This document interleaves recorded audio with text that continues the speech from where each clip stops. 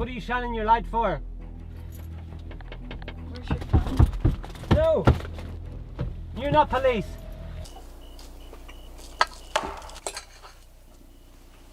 Somebody has parked the car. What the This YouTuber, Rody, documents his experiences living out of his 2003 Tacoma during summer work trips. After a long weekend away from home, he found himself in a situation that would make him rethink where he parks for the night. Well, my camper shell is carpeted on the top here. I noticed that when it gets really cold at night, my camper shell will actually kind of contain some heat. It's usually maybe about 15 degrees warmer in here than it is in the outside. Another thing I'm not totally sure if I posted in the original video, but my windows on this camper shell are screened. So it allows me pretty much to open them up, get some fresh air in, but not have the bugs come in. Really works good, and that's big during the summer when bugs are out. I'm back living at my house now mostly, but was out this past weekend and was headed home. It was getting late, so we decided to pull off the freeway and sleep in what looked like a quiet parking lot. The camper shell on his truck bed provided just enough privacy with its tinted windows. From the outside, it looked like any other parked vehicle in the darkness. Around 1:30 in the morning, he heard footsteps. Someone was walking around his truck. Through the tinted windows of his camper shell, he watched as the figure pulled out a phone and started taking pictures. It's always a little bit alarming.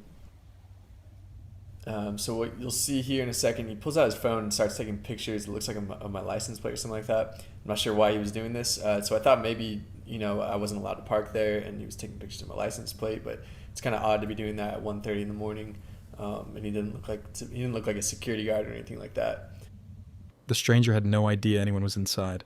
He continued making laps around the vehicle, and with each pass, it became increasingly clear he was up to no good.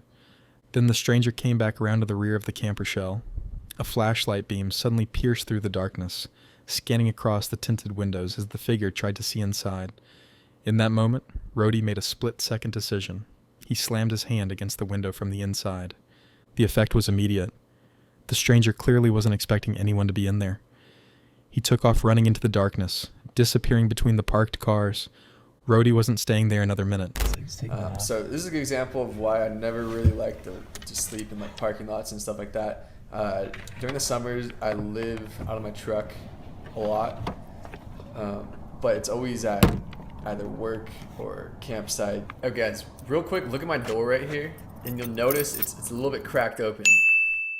And so I think what happened is I didn't forget, but I just didn't close it all the way when I went to bed. And so it was locked, but it was still not totally closed all the way. So this is kind of how my door was. You can see it's closed. There's a little gap. It's locked. You're not going to get in there. But it's definitely noticeable from the side and everything. The incident reinforced why he avoids sleeping in random parking lots.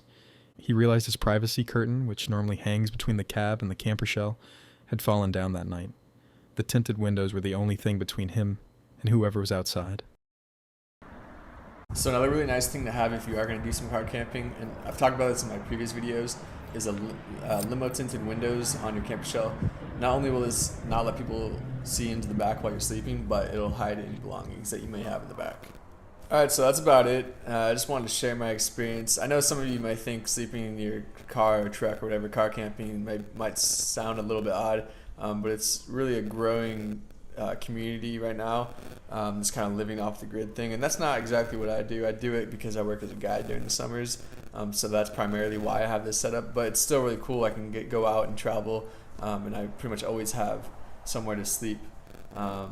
Although, like I said earlier, I wouldn't suggest sleeping in random parking lots. I always try to stay at campsites, friends' places, work, places where I know that I'm allowed to be and that I know that I'll be safe at. But that's about it for this video. Check in my next video. I'm going to do some mods to my camper shell. So I'm going to do a little bit of renovating. I'm going to switch things up a little bit. I know I talked about in my last video how I really like the setup I have so far.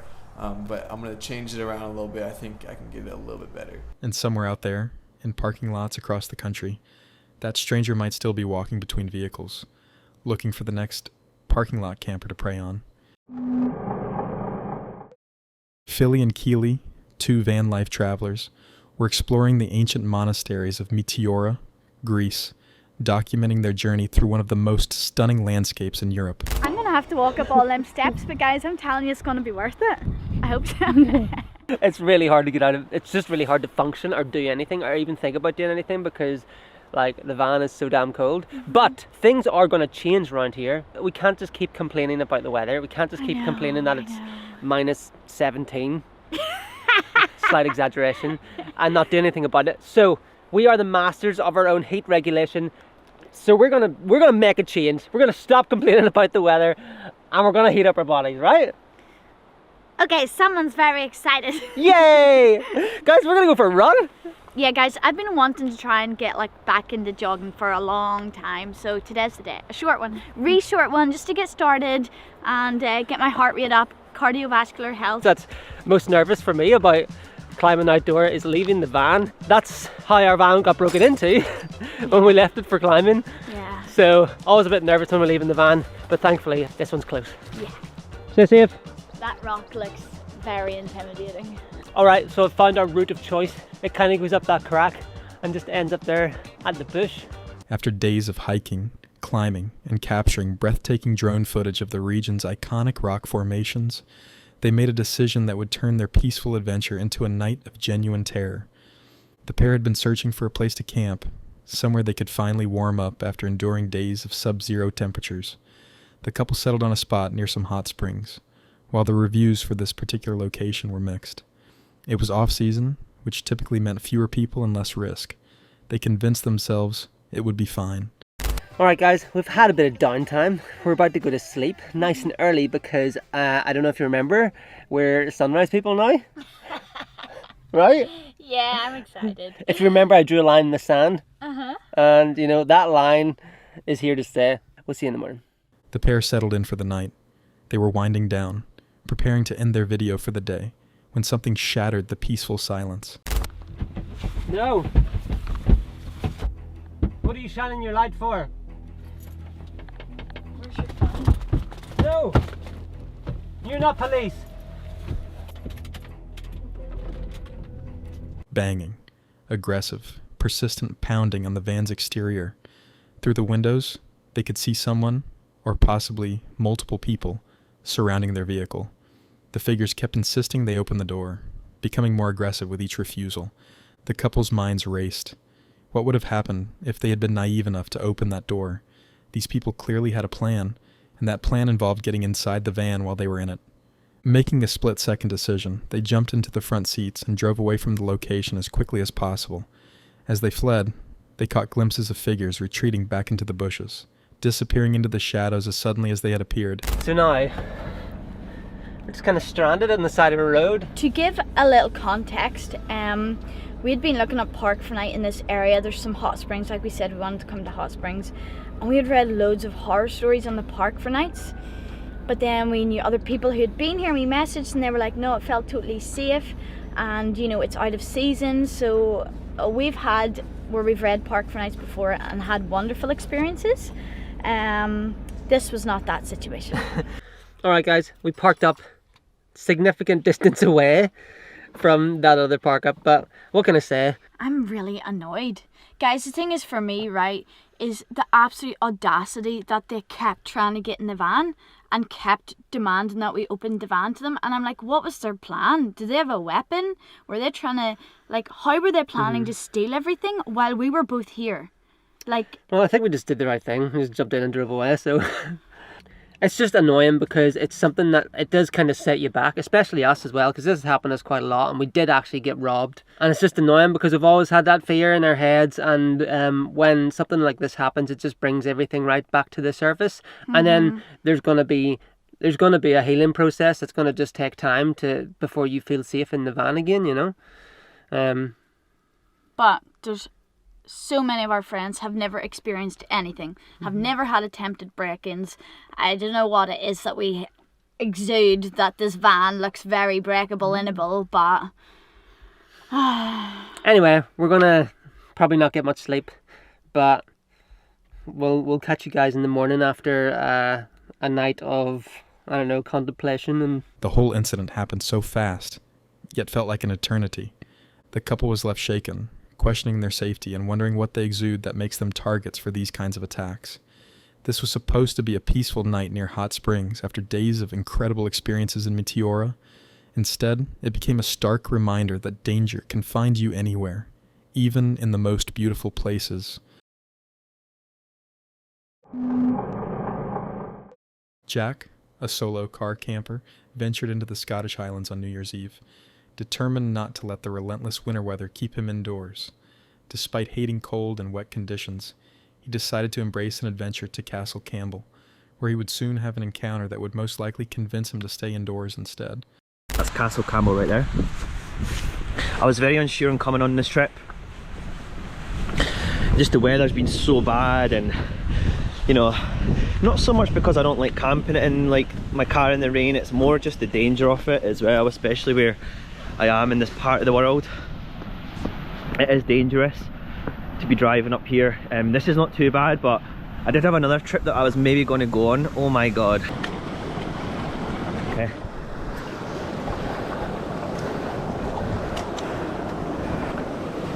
The drive to Castle Campbell was treacherous, as rain pounded Jack's windshield and massive puddles threatened to swallow his car whole. When he finally arrived at Castle's car park, he found only 2 other vehicles in the isolated location. Time was against him. It was going to get dark soon, and he still needed to find a sleeping spot for the night.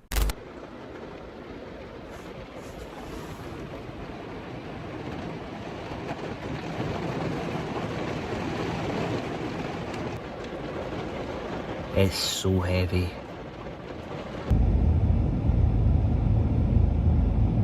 As darkness approached, Jack set up camp in the castle's car park. He set up his curtains, got his laptop out for some editing work, and settled in as rain hammered against the car. By 9:45 p.m., exhausted and hungry, he decided to sleep early, hoping nothing dramatic would happen during the night. Good night. Good night. Then, just after he drifted off, everything changed. Somebody has parked the car. A car pulled into the isolated car park and parked nearby. Jack woke immediately. What the f? Through his windows, he could see the vehicle, no lights on, but he could hear music starting to play. To leave this area.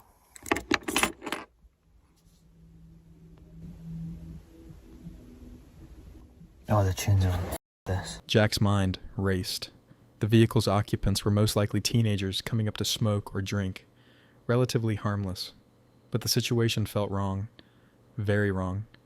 What would intoxicated kids do when they notice a lone car in this remote car park? What kind of entertainment might they seek? He couldn't risk finding out, and so made the decision to leave immediately. There's 2 cars, another one pulled up as well, and I did not feel good about this at all. So I am getting the hell out of here. I don't know where I'm going to go yet, but it's so dangerous because I can't see nothing. I mean, this is where I am right now for context. You can see like I'm in the middle of nowhere right now. And 2 cars have pulled up, no lights on, music blaring. The thing was, right, it was most likely just random like kids, like teenagers going up to smoke weed or something like that. Okay, I don't really give a about that, but it's more like, you know, if they're smoking weed, getting drunk, whatever it is, whatever it may be, like, what do they do when they see one car in a secluded car park? Okay, so I found a new location. It's about a 30-minute drive from here because there isn't really much up here that I know where to camp. I'm gonna head there now. I'll speak to you in a bit. This is the reality of what I'm driving down right now, and it cannot be worse, honestly. It's just a show. This is not good, man. Look at that water. Can you see that water there? Oh, that is bad flooding. Woo, scary. Like, I don't know what this looks like in the daylight, but I literally feel like I'm driving through like a forest. I literally am driving on a forest. There's sticks in the road, there's everything that you can imagine. It's terrifying, absolutely terrifying. He braved dangerous weather until arriving at a new location, a spot by the ocean.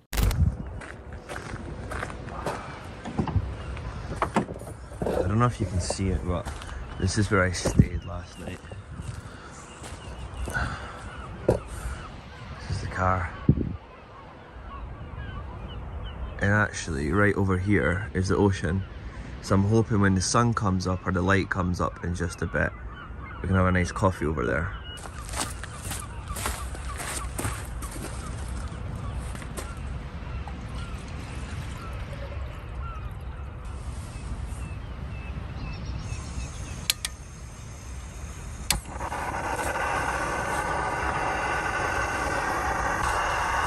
This little car camping light that I've got over there, how many times have I said it? I don't care. It has been a game changer on this trip. Right, it's 7:43 AM and look how dark it is still. However, this is officially the last day of 2022. When dawn finally broke on New Year's Eve morning, he was still shaken but grateful to be safe. The experience hadn't dampened his love for car camping.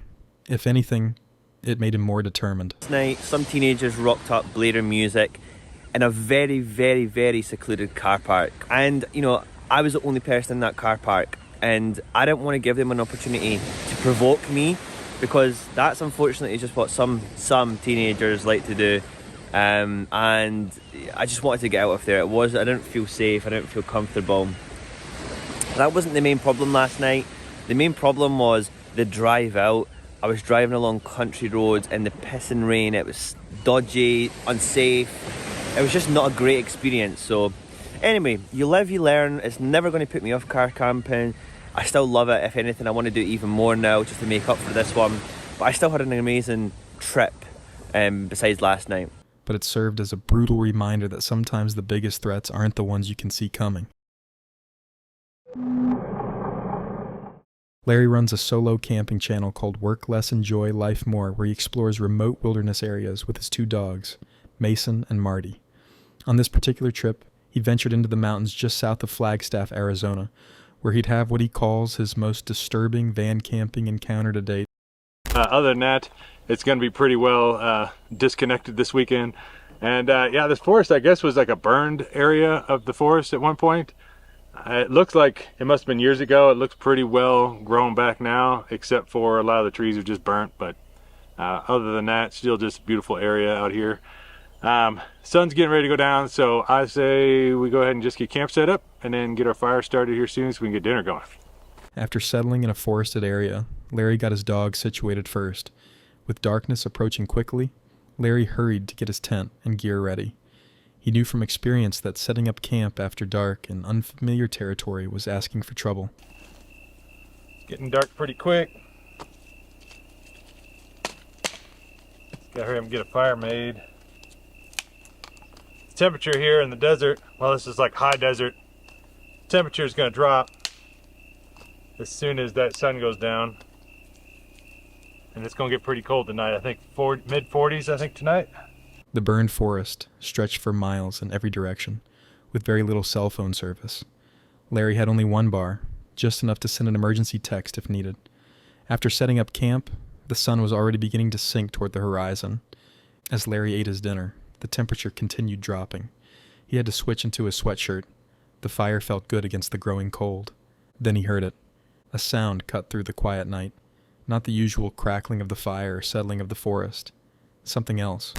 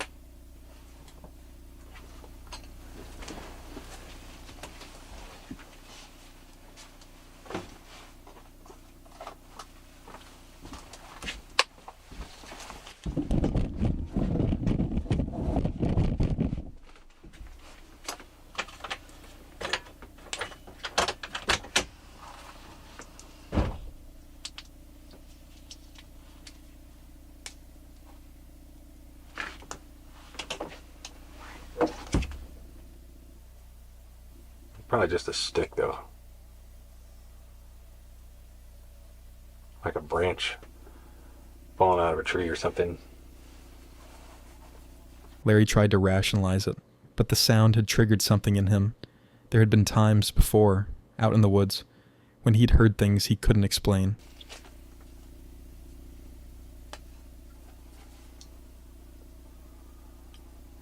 There's been times where I'm out here, or not out here, but in the woods, and you know, you just hear something you can't explain, and you know, I don't know, it just gets your anxiety all worked up. He just wanted to see something, anything he could recognize and then drop from his mind. But nothing revealed itself. Larry caught himself just sitting there, barely breathing, straining to hear. The dogs were restless too, their behavior changing from relaxed to alert. Even they seemed to sense that something wasn't right. Sitting here listening.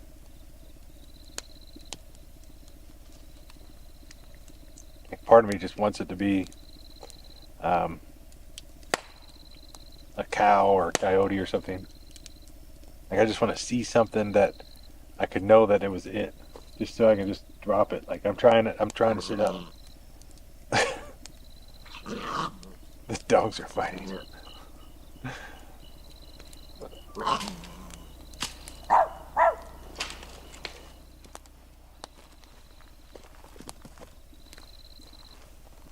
Buddy.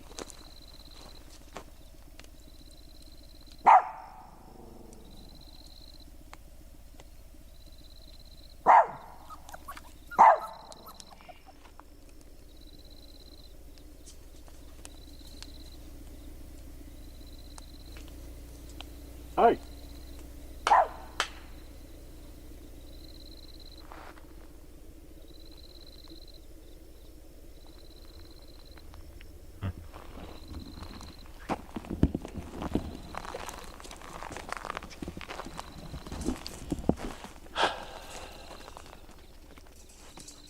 When morning finally came, Larry had managed to sleep for about 9 hours. As he cooked and the morning sun warmed the campsite, the previous night's anxiety seemed to fade. So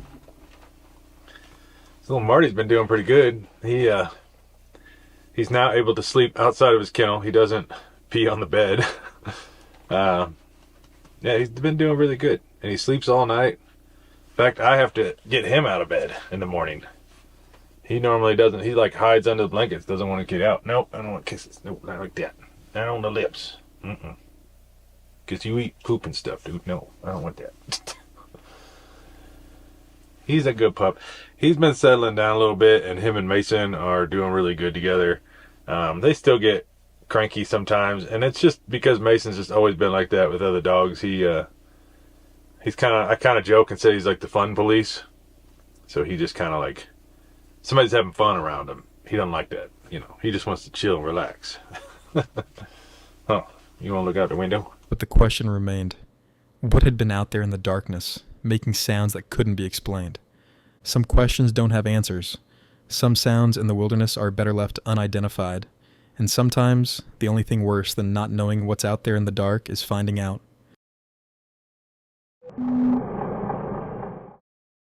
Tommy and Rachel from Oreo Speedwagon quit their jobs to travel the western United States in a converted van with their dog Badger.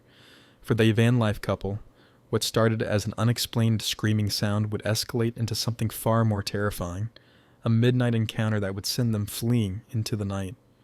They'd been camping in this isolated spot for a couple of nights without incident, but once other campers left the area, something changed. The atmosphere became oppressive, heavy in a way that's difficult to explain. While listening to a football game inside the van one evening, Tommy heard something that made his blood run cold, a scream echoing through the darkness outside. It could have been a bobcat or some other wildlife, but the sound was unlike anything he'd heard before. Unable to ignore his instincts, Tommy grabbed his camera and headed out to investigate. Walking considerable distance from the van, I'm not the kind, though, to just sit and wonder what it is. It's just not in my nature. And Badger was outside a while ago, and he seems okay now. But a while ago, there were two specific areas, and they're actually back off over here somewhere, that he was staring at, and his ears would pop up. So, you know, there's deer out here, there's all kinds of stuff. So I'm not a worrier, but it is just so quiet. Like you can't hear anything. He found nothing, but the sound he'd heard stuck with him. His best description? It reminded him of the T-Rex roar from Jurassic Park, a deep, primal sound that didn't match any animal he knew inhabited the area. Then he heard it again. This time the sound sent chills racing up his spine. It was distant, but unmistakable, and it was coming from a ridge in the distance. Can y'all hear this? Can you hear this?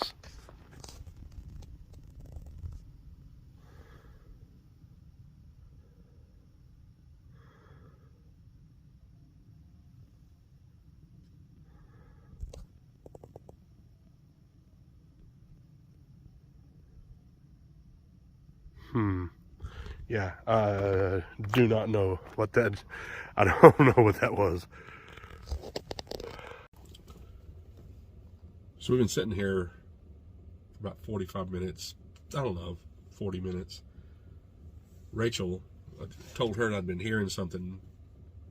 She was asleep and didn't hear anything. So she wanted to hear, she wanted to know if she could hear something. So we've been sitting here, except for the wind is down. Have you heard anything? No, there's nothing out here. Maybe so. But after 20 minutes of searching with no results, he headed back to the van. Exhausted, and seeing no immediate threat, the couple eventually went to sleep. But at 2:30 in the morning, Tommy woke to something that turned this strange night into absolute terror. He felt the van move. Then he heard the unmistakable sound of someone trying to open their door. Can y'all hear the...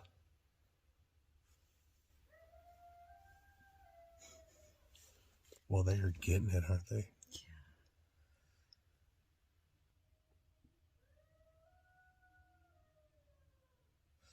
I hope it's showing up. They're close. Yeah, let me open this.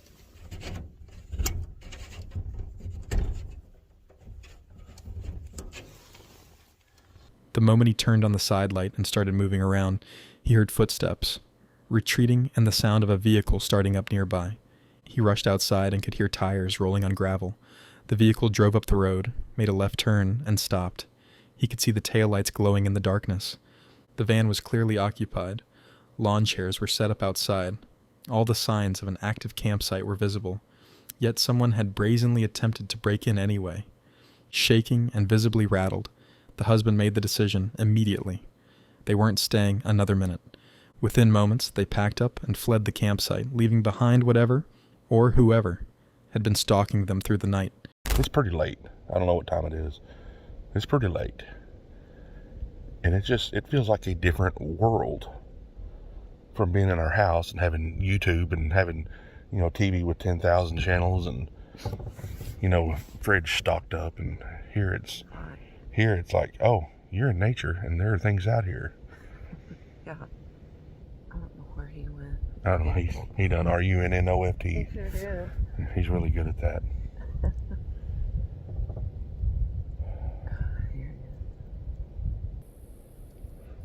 It's very peaceful out here. It is. It's quiet. It's creepy. It is creepy. But I don't know what Rachel heard as soon as we got out of the car. I don't know what it was. It may have been a deer. I don't know. But it quickly scuffled. I know that. It bounced out. Yep.